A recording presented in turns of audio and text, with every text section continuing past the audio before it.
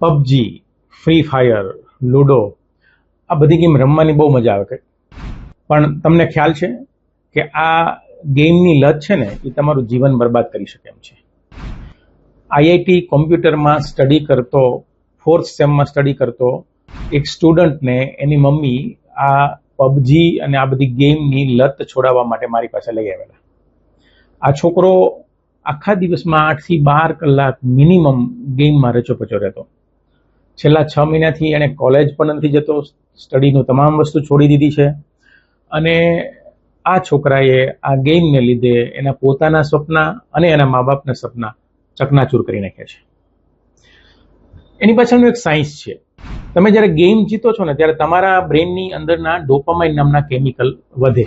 આ ડોપામાઇન છે એ pleasure chemical છે. એટલે એ જ્યારે સિક્રેટ થાય તમારા બ્રેનમાં ત્યારે તમને આનંદ આવે, ઉત્સાહ આવે, કંઈક મજા આવે.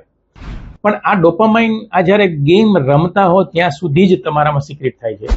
જેવી મોમેન્ટ કે તમે ગેમ બંધ કરી દો એટલે ડોપામાઇન ડાઉન થઈ જાય, એટલે તમને બેચેની, ઉદાસી, ગુસ્સો, ચીડિયાપણું, ક્યાંય મન ન લાગે, ઊંઘ ન આવે, ક્યાંય ચિત્ત તમારું ચોંટે નહીં, કોન્સન્ટ્રેટ ન થઈ શકો, યાદ કંઈ વસ્તુ ન રહે, આ બધી તકલીફો થાય.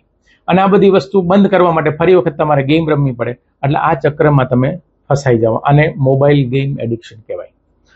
આ ગેમમાંથી, આ લતમાંથી બહાર આવવા માટે શું કરાય?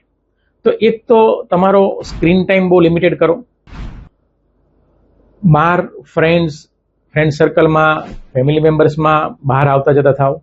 કોઈ આઉટડોર ગેમ છે કે કોઈ પણ આઉટડોર એક્ટિવિટીમાં પાર્ટ લ્યો.